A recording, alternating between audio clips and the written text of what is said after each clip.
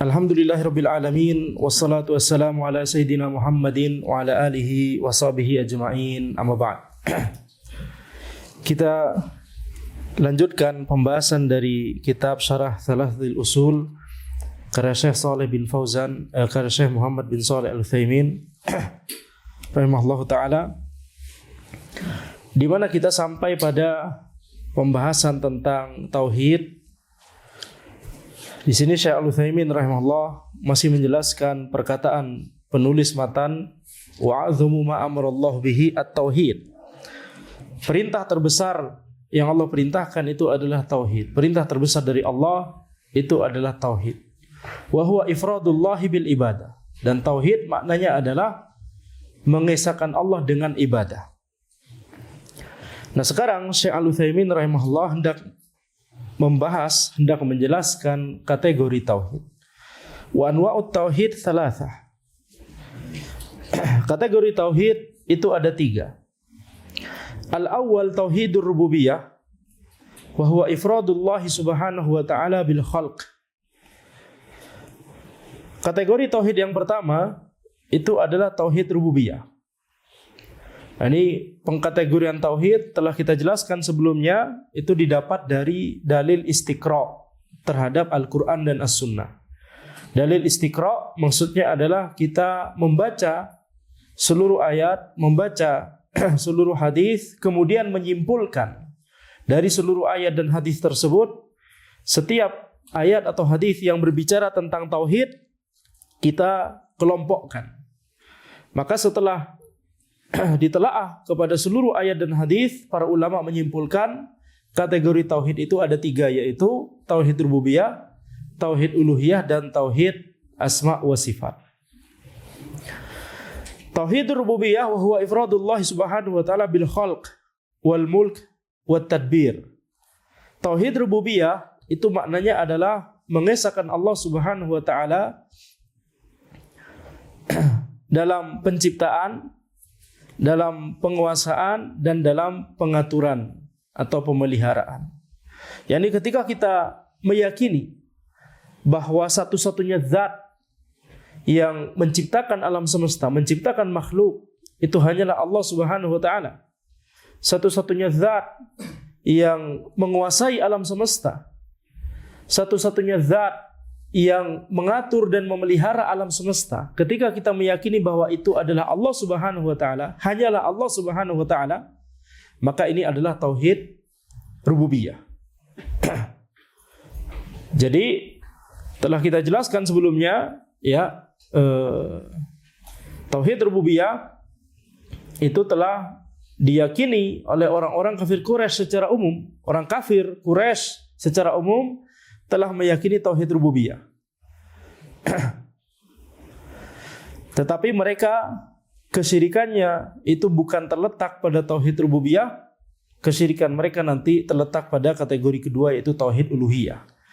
Ketika ditanya kepada orang kafir Quraisy, mereka akan berkata, zat yang menciptakan alam semesta, yang menciptakan kita semua adalah Allah. Ya, maka itu sudah kita jelaskan di pertemuan sebelumnya. Nanti mungkin akan dibahas kembali. Tetapi di sini kita lihat pendalilan Ahlussunnah, termasuk sebelum kita mengesahkan Allah Subhanahu wa taala, meyakini bahwa satu-satunya zat yang menciptakan adalah Allah, satu-satunya zat yang menguasai alam semesta dan mengatur alam semesta adalah Allah. Ini tauhid rububiyah. Sebelum itu ada keyakinan Ahlussunnah, yaitu bahwa Allah itu ada dan Allah itu Maha Esa. Ya, na'am, al-ahad. Qul huwallahu ahad. Dari mana dalilnya? Apa dalilnya? Ahlussunnah akan mengatakan qul huwallahu ahad. Selesai. Betul? Na'am. Tetapi kalau kita melihat misalkan kepada orang-orang yang terpengaruh kepada ilmu kalam, mereka akan berusaha untuk membuktikan poin ini, Allah itu ada atau tidak. Kalau ada, satu atau tidak. Wahdaniyatullah, keesaan Allah. itu mereka berusaha buktikan dengan menggunakan dalil akal. Ini karena terpengaruh oleh ilmu kalam. Nah, ini seperti ini berbahaya. Pendalilan seperti ini berbahaya. Kenapa? Karena yang namanya akal itu nanti bisa berubah. Yang namanya akal nanti bisa, ya, ketika ada orang di kemudian hari yang kemudian memikirkan logika baru, nanti kemudian dia mengkritisi pemikiran pendalilan dengan akal ini, nanti dia bisa membuat, ya, keraguan bahkan pada pondasi akidah yang paling utama, yaitu apakah Allah ada atau tidak. Kalau Ahlussunnah pendalilannya mudah, pendalilannya sederhana, tetapi ilmiah, tetapi kuat, yaitu langsung menggunakan Al-Quran dan As-Sunnah. Qul huwallahu ahad. Kalau orang-orang yang terpengaruh filsafat, maka untuk membahas, sekedar membahas Allah itu ada atau tidak, dan kalau ada, satu atau tidak, tunggal atau tidak, itu mereka harus bermain logika yang banyak sekali. Antum mau Anda contoh? Ya, jadi ini makhluk, mereka katakan ini adalah suatu yang hadis. Hadis itu maksudnya adalah muncul sekarang, bukan ada sejak zaman dahulu, bukan azali. Azali itu ada sejak zaman dahulu, abadi itu tidak ada akhirnya, azali tidak ada awalnya. Kalau ada awalnya maka itu hadis. Kemudian kalau ada suatu yang hadis, maka pasti ada sebab. Anak lahir ada sebabnya. Dari mana anak ini? Dari orang tuanya. Orang tuanya dari mana? Dari orang tuanya lagi. Orang tuanya dari mana? Dari orang tuanya lagi. Sesuatu yang hadis pasti ada sebab sebelumnya. Ada illah sebelumnya, ada sebab. Nah, sebabnya ada sebabnya tidak, ada sebab juga. Sebabnya ada lagi tidak, sebabnya ada juga. Nanti sebabnya itu nanti mereka pikirkan apakah ini mujibun bidzat atau fa'ilun bil ikhtiyar, enggak usah dijelaskan. Ya. Intinya ini adalah illah atau fa'ilah. Nah, kalau misalkan ya, sebab ini kalau misalkan terus menuju ke, terus ada sebab, nanti tasalsul, ya, bil asbab, ini tidak mungkin, ya, maka kesimpulannya intinya adalah setelah perjalanan logika yang panjang, ini setiap yang hadis, yakni setiap makhluk, setiap yang hadis itu akan bermuara kepada sesuatu yang qadim, sesuatu yang azali, yang itu harus wajibul wujud. Kalau itu mungkinul wujud, maka itu tidak mungkin. Karena kalau mungkinul wujud, maka butuh sebab sebelumnya. Nanti, ya, kontradiksi. Maka ini harus wajibul wujud. Kemudian setelah itu, kalau misalkan kita katakan ini satu hadis bermuara kepada wajibul wujud. Nanti hadis yang lain, ini anak gitu ya. Tadi kita sebut sebab. Ya, bermuaranya sebabnya apa yang paling utama? Sebabnya adalah Allah Subhanahu wa taala misalkan. Atau satu wajibul wujud. Nah, sekarang hujan turun sebabnya apa? Dari awan. Awan sebabnya dari mana? Dari penguapan air dari danau, dari laut dan seterusnya. Itu sebabnya dari mana? Ya, air mengalir dari sungai, dari atas dan seterusnya. Sebab menuju kepada satu wajibul wujud. Nanti mereka bahas wajibul wujud yang menyebabkan anak, apakah nanti sama dengan wajibul wujud yang menyebabkan turunnya hujan? Nah, wajibul wujudnya sama atau tidak? Habis itu mereka bahas lagi. Taib, sekarang asumsikan ada dua wajibul wujud. Kita tanyakan, dua wajibul wujud ini yang satu lebih utama atau yang satu tidak lebih, yang satu lebih utama dan yang satu tidak lebih utama?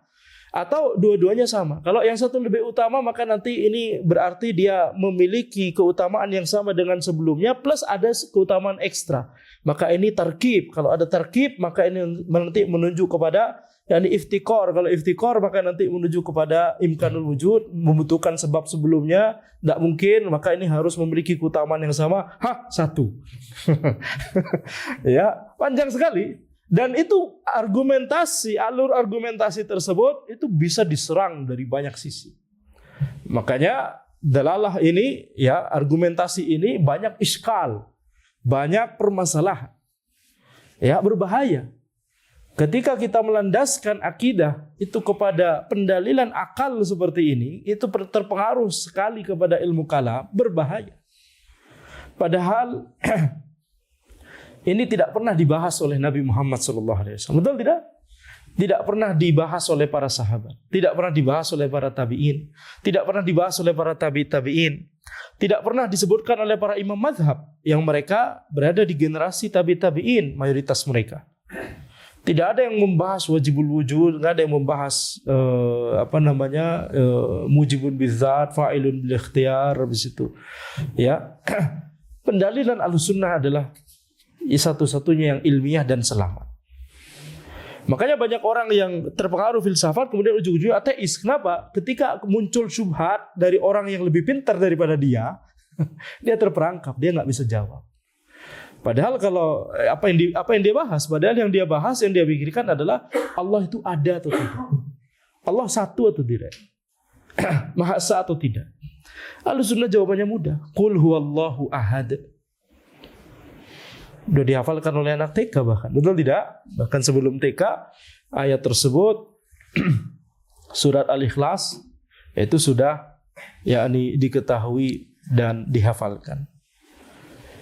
Jadi inilah metode pendalilan Ahlussunnah. Berdalil dengan Al-Quran dan As-Sunnah sebagai dalil utama. Nah, dalil logika itu sekunder. Yakni dalil logika yang masih sehat, yang masih lurus, bukan dalil logika yang sudah terpengaruh filsafat Yunani atau ilmu kalam dari Yunani. Jadi walaupun kita berbicara tentang Allah itu ada atau tidak, tetap dalil utama adalah Al-Quran dan As-Sunnah. Ya, bukan dalil utamanya adalah akal atau logika atau argumentasi tadi. Makanya di sini setiap kitab-kitab Ahlussunnah dari generasi ke generasi, dari zaman tabi'in, kemudian setiap mereka membahas tentang tauhid, kemudian tentunya dari zaman sahabat, tabi'in, tabi'in, ya.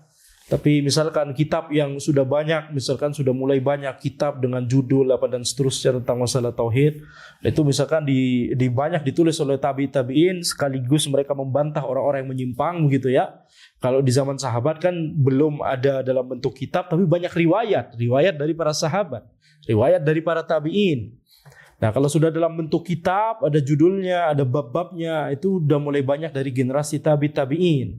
Setiap mereka membahas tentang masalah tauhid, selalu yang dibahas adalah Al-Quran dan As-Sunnah, dalil langsung.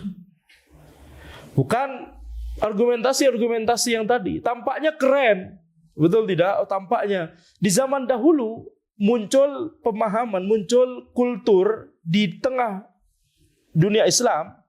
Semakin antum membahasakan semakin kompleks dan tidak bisa dipahami orang awam, itu semakin bagus, semakin ideal.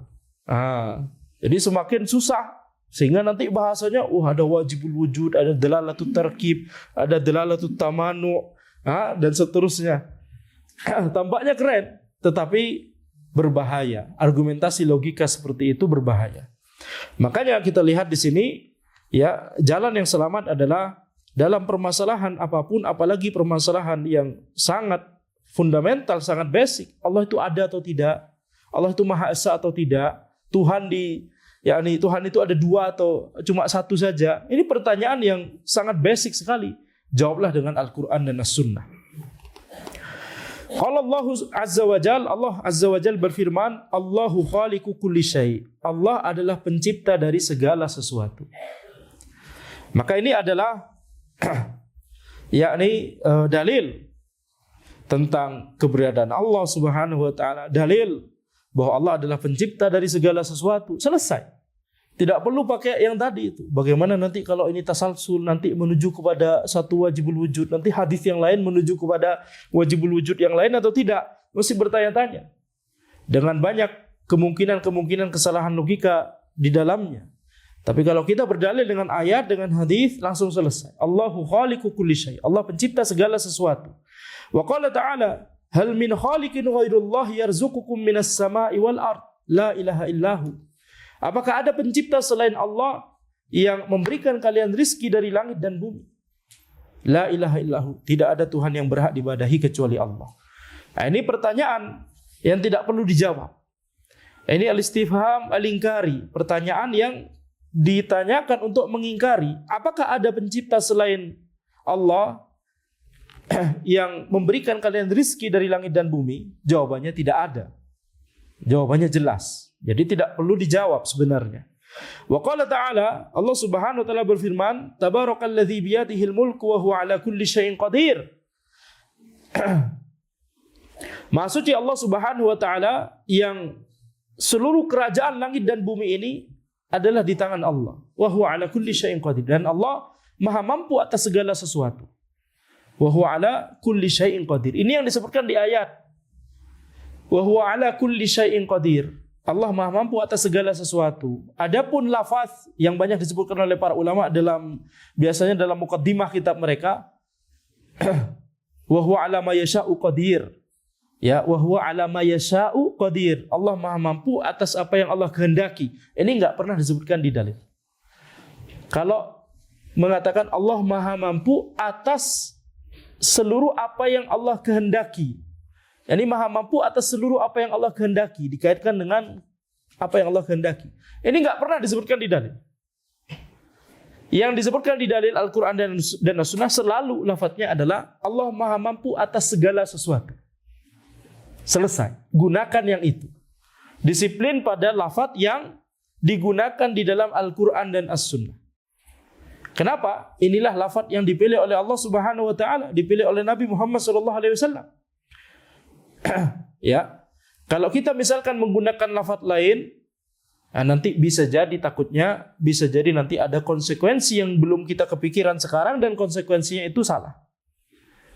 Ya, jadi lafadz yang lebih selamat wa huwa ala kulli syai'in qadir, sebagaimana yang disebutkan di ayat ini.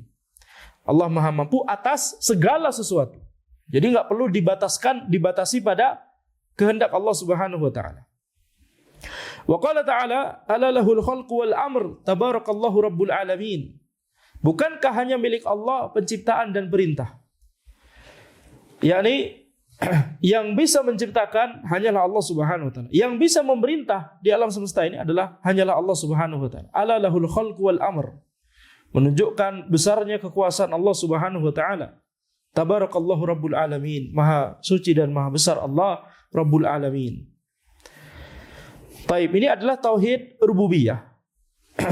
Jadi berdalil dengan tauhid rububiyah, dalil utama menurut Ahlus-Sunnah adalah ayat-ayat dari Al-Quran, hadis-hadis dari Nabi Muhammad SAW, kemudian ijma' para ulama, kemudian baru dalil akal yang lurus dan fitrah yang selamat. Itu sebagai dalil sekunder. Dalil akal yang lurus dan dalil fitrah manusia.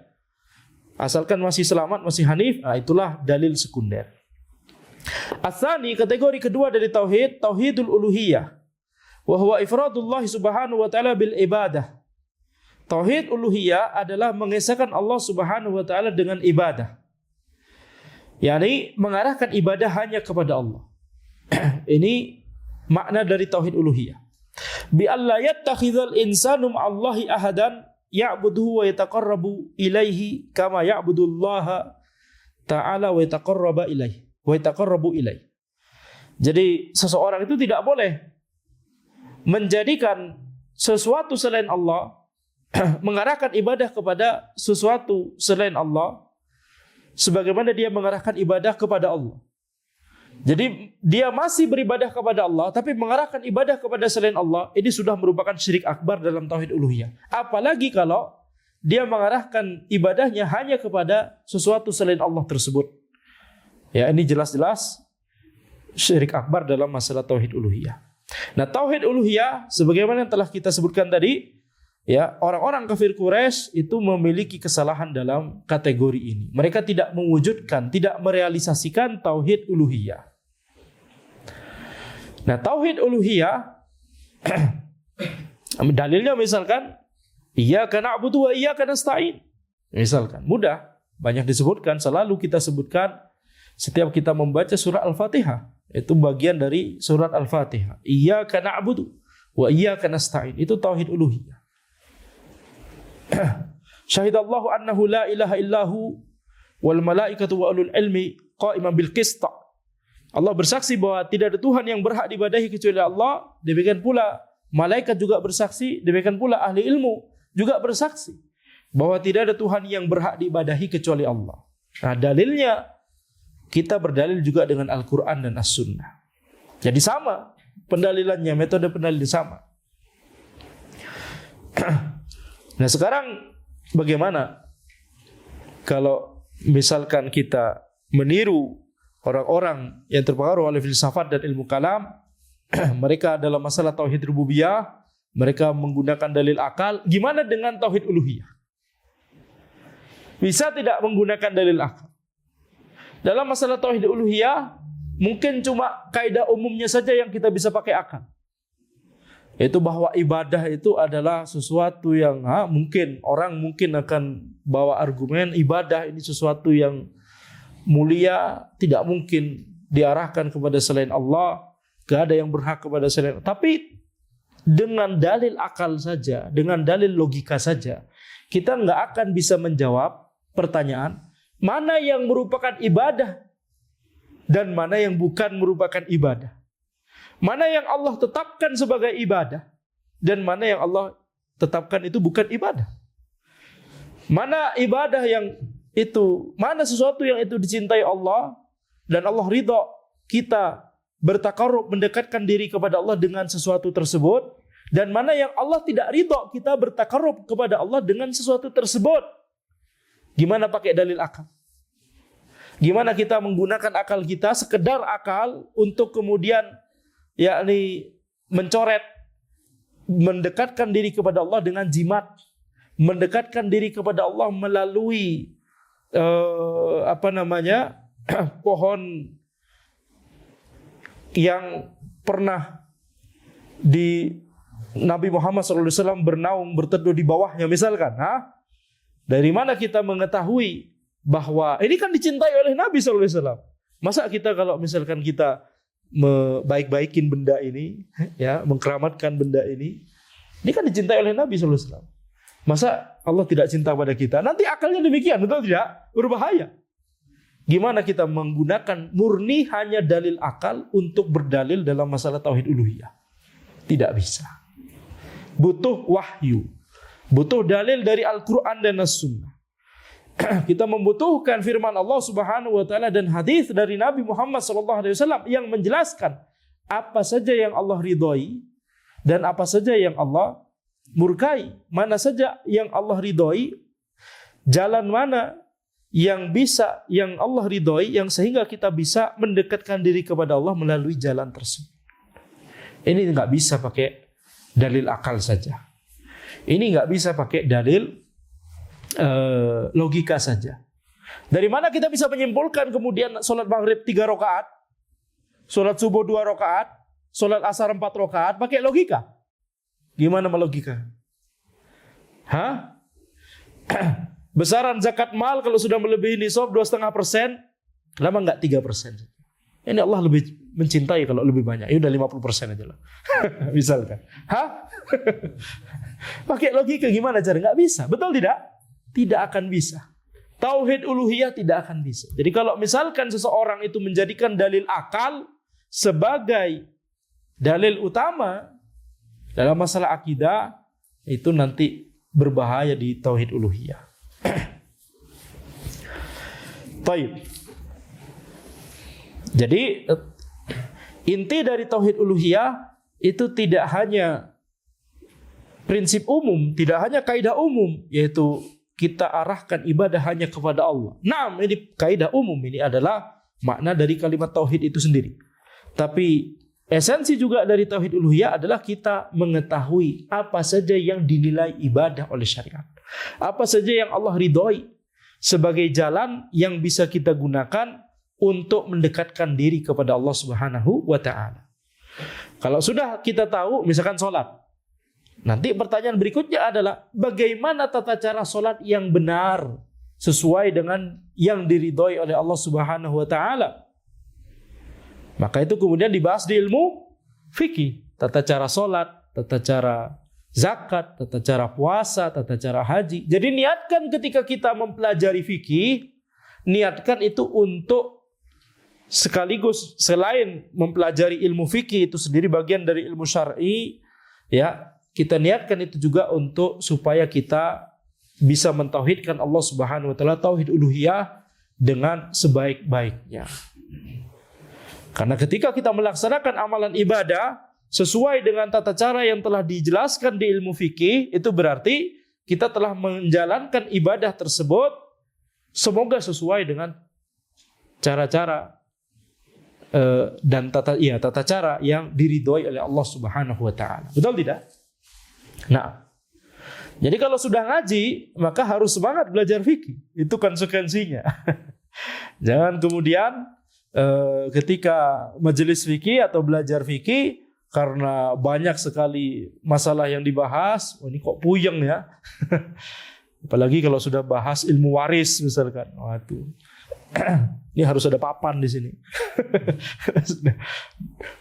Jadi itu niatkan untuk supaya kita bisa merealisasikan tauhid uluhiyah dengan sebenar-benarnya, dengan sebaik mungkin, sesuai dengan kemampuan maksimal kita. Baik. Ats-tsalits tauhidul asma'i was sifat. Kategori ketiga adalah tauhid asma' wa sifat. Wa huwa ifradullah subhanahu wa ta'ala bima samma bihi nafsahu wa wasafa bihi nafsahu fi kitabihi aw ala lisani rasulih sallallahu alaihi wasallam.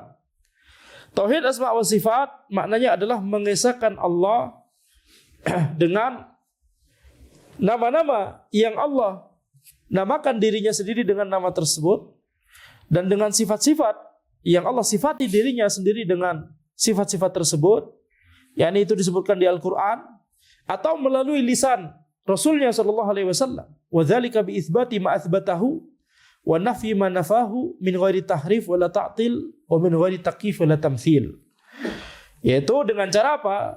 Bagaimana merealisasikan tauhid asma wa sifat? Caranya adalah menetapkan apa yang Allah tetapkan di Al-Quran dan As-Sunnah, menafikan apa yang Allah nafikan. Menafikan itu maknanya apa? Mengingkari. Mengingkari apa yang Allah ingkari di Al-Quran dan As-Sunnah.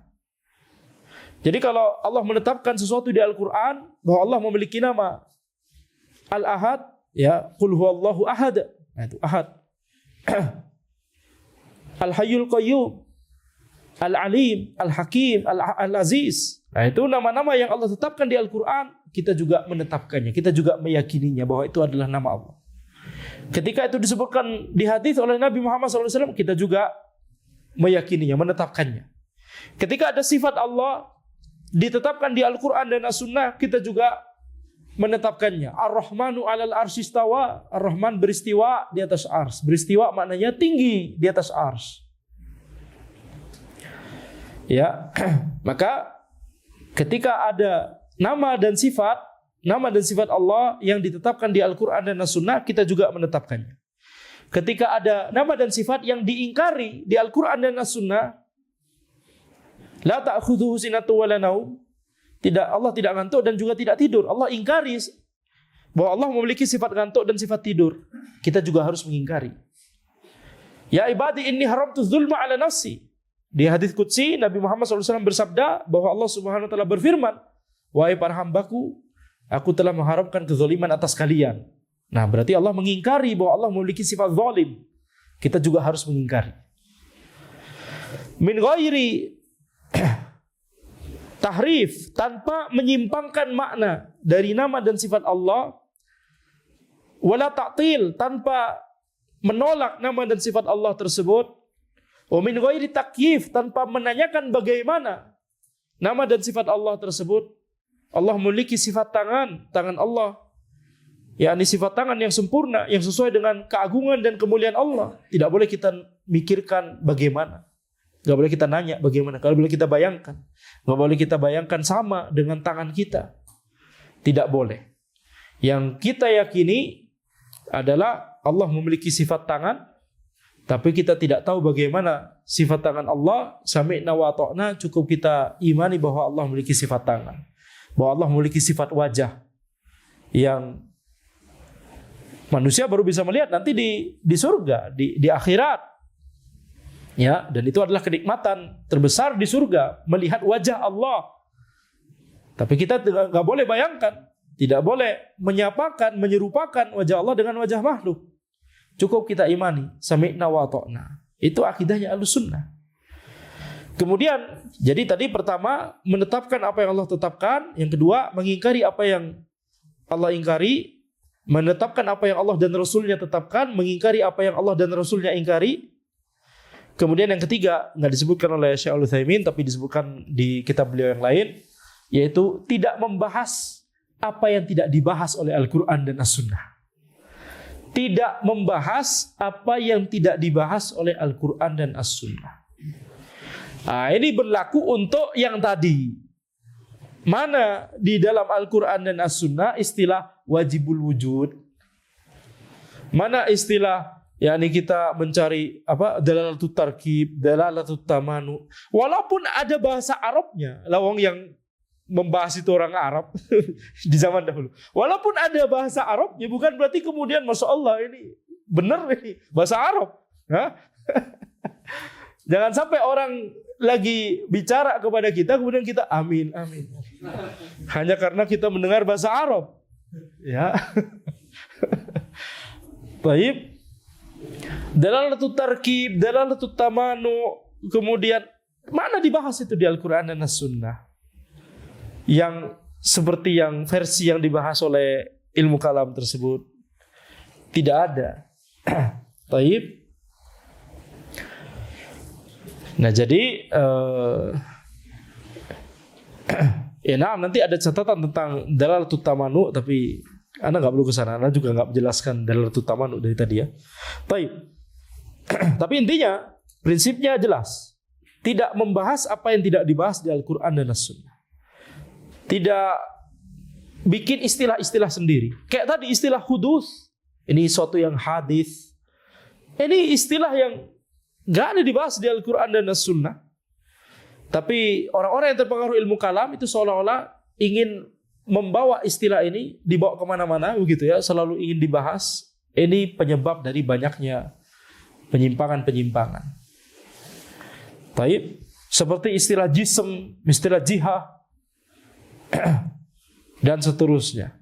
Mana di dalam Al-Quran dan As-Sunnah ketika berbicara tentang sifat Allah, kemudian membahas jism, jihad, dan seterusnya? Tidak ada. Ya, jadi kalau mau akidah kita selamat, cukupkan dengan Al-Quran dan As-Sunnah. Cukupkan dengan riwayat dari para sahabat. Cukupkan dengan riwayat dari para tabi'in. Cukupkan dengan bagaimana para ulama dari kalangan tabi'in, para imam mazhab misalkan, bagaimana mereka membahas akidah dan tauhid. Cukupkan dengan itu, selesai. Karena banyaknya argumen bukan berarti lebih kuatnya argumen tersebut. Jadi gak usah ditambah-tambahin. Masa cuma Al-Quran dan As-Sunnah, tambahinlah dengan dalil-dalil akal yang tadi, istilah-istilah tadi. Kan sudah, ayat juga sudah tadi sebut, hadis juga sudah. Kita tambahin aja gak apa-apa. Kalau nambahin gak apa-apa. Jangan. Tidak perlu dipakai sama sekali. Kenapa? Tidak disebutkan di Al-Quran dan As-Sunnah. Tayyib. Sudah waktunya azan? Belum. Tadi kayaknya belum ya. Itu bukan ya tadi. Tayyib. Kita lanjut dulu. Wa muradul muallif huna tauhidul uluhiyah wa huwa alladhi dhalla fihi al-musyrikun alladhina qatalahumun nabi sallallahu alaihi wasallam wastabaha dima'ahum wa amwalahum. Ya, jadi wa ardahum wa diyarahum wa sabanisa'ahum wa dzurriyyatahum. Baik. Jadi yang dimaksud oleh penulis itu adalah tauhid uluhiyah. Yaitu perintah terbesar dari Allah adalah tauhid, yakni tauhid uluhiyah. Karena tauhid rububiyah dan tauhid asma wa sifat itu khabar, mengabarkan bahwa Allah adalah satu-satunya zat yang menciptakan, satu-satunya zat yang mengatur alam semesta. Bahwa Allah Subhanahu wa taala beristiwa di atas arsy. Ini kan khabar. Yang perintah mana? Tauhid uluhiyah. Jadi ketika disebutkan bahwa tauhid adalah perintah Allah yang terbesar, maksudnya adalah esensi dari tauhid, yaitu tauhid uluhiyah. Inilah yang orang-orang musyrik itu banyak menyimpang, sehingga membuat mereka itu diperangi oleh Nabi Muhammad SAW, sehingga kemudian Nabi Muhammad SAW menghalalkan darah mereka, harta mereka. Orang kafir Quraisy, ini perang dengan orang kafir Quraisy, menghalalkan tanah mereka, negeri mereka, menawan ya perempuan dan anak-anak mereka, tapi tawanan diperlakukan dengan baik oleh kaum muslimin, oleh para sahabat. Wa aktsaru ma yu'alijur rusul aqwamahum ala hadzal nau' min at-tauhid. Dan ini adalah kategori yang paling banyak setiap para nabi dan rasul paling banyak mereka berselisih dengan kaumnya. Di kategori tauhid yang mana? Tauhid uluhiyah. Qala ta'ala wa laqad ba'atsna fi kulli ummatin rasula an i'budullah wajtanibut taghut. Allah Subhanahu wa taala berfirman, sungguh kami telah mengutus kepada setiap umat seorang rasul. Setiap rasul tersebut membawa risalah, membawa ajaran, ubudullah, beribadahlah kalian kepada Allah dan jauhilah taghut, jauhilah kesyirikan. Fal ibadah la tasihu illa lillahi azza wajal. Maka ibadah itu tidak sah kecuali diarahkan hanya kepada Allah azza wajal. Wa man akhalla bi hadzal tauhid fa huwa musyrikun kafirun. Barang siapa yang tidak melaksanakan tauhid uluhiyah ini, dia musyrik, dia kafir. Wa in aqarra bi tauhid rububiyah wal asma'i was sifat. Walaupun mereka menetapkan tauhid rububiyah dan tauhid asma' was sifat. Itulah kondisi orang-orang kafir Quraisy. Mereka secara umum telah menetapkan tauhid rububiyah dan asma' was sifat, tapi mereka mengingkari tauhid uluhiyah. Sudah adzan ya? Sedikit lagi sebentar. Falau furidu anna rajulan yukiru iqraran kamilan bi tauhid rububiyah wal asma'i was sifat walakinahu yadhhabu ila al-qabr faya'budu sahibahu aw yanzuru lahu qurbanan yataqarrabu bihi ilaihi fa innahu musyrikun kafirun khalidun finnar. Misalkan diasumsikan ada orang yang dia menetapkan secara sempurna tauhid rububiyah dan tauhid asma' wa sifat, tapi dia kemudian pergi ke kuburan. Dia kemudian beribadah kepada orang yang ada di kuburan tersebut, mengarahkan ibadah kepada orang yang ada di kuburan tersebut. Dia bernazar, kemudian dia menyembelih hewan kurban untuk mendekatkan diri kepada orang yang dikubur tersebut. Maka orang ini yang melakukannya, dia musyrik, dia kafir, dan akan kekal di neraka. Qala Allah Ta'ala, Allah Subhanahu wa taala berfirman, innahu may yusyrik billahi faqad harramallahu alaihi al-jannah wa ma'wahu an-nar wa ma lidh-dhalimin min ansar. Sesungguhnya orang yang berbuat kesyirikan kepada Allah, maka sungguh Allah telah mengharamkan surga dari dia, dan nanti kesudahannya, tempat kembalinya adalah neraka. Wa ma lidh-dhalimin min ansar, dan orang-orang zalim itu tidak memiliki penolong sama sekali. Wa inna makana tauhidu a'zam ma amara Allah li'annahu al-asl alladhi yanbani alaihi ad-din kulluhu. Jadi tauhid itu adalah perintah Allah terbesar, karena tauhid itu adalah pondasi yang agama seluruhnya ini, seluruh agama Islam ini dibangun di atas tauhid tersebut. Walihada bada'a bihin Nabi sallallahu alaihi wasallam fi da'wati ila Allah. Itu mengapa Nabi Muhammad sallallahu alaihi wasallam mengawali dakwah beliau dengan tauhid. Wa amara man arsalahu lidda'wati ayyabda'a bihi, dan Nabi Muhammad sallallahu alaihi wasallam memerintahkan kepada setiap sahabat yang beliau utus untuk berdakwah, untuk menjadi dai, untuk mengawali dakwahnya dengan tauhid, seperti ketika beliau mengutus Mu'adz bin Jabal ke Yaman. Jadi kita lihat tauhid uluhiyah tadi kita sebutkan butuh dalil dari Al-Qur'an dan As-Sunnah, ya, supaya kita mengetahui bahwa perbuatan-perbuatan tadi mendekatkan diri kepada kuburan, itu semuanya adalah dilarang oleh Allah Subhanahu wa taala, dimurkai oleh Allah Subhanahu wa taala. Kita tahu dari mana? Tahu dari Al-Qur'an dan As-Sunnah, bukan tahu dari sekedar akal logika. Tapi demikian yang bisa kami bahas dalam pertemuan ini. InsyaAllah kita lanjutkan di pertemuan berikutnya. Di Ramadan, InsyaAllah kita akan seperti biasa, Ramadan sebelumnya, kajian ini akan pindah ke Sabtu sore, ya, InsyaAllah Sabtu sore, mungkin jam berapa, 4:30. Ya, jam 4:30. Nanti lihat 4:30 biasanya. Nanti lihat poster atau pengumuman, sekaligus buka bersama di sini insyaallah taala. Assalamualaikum warahmatullahi wabarakatuh.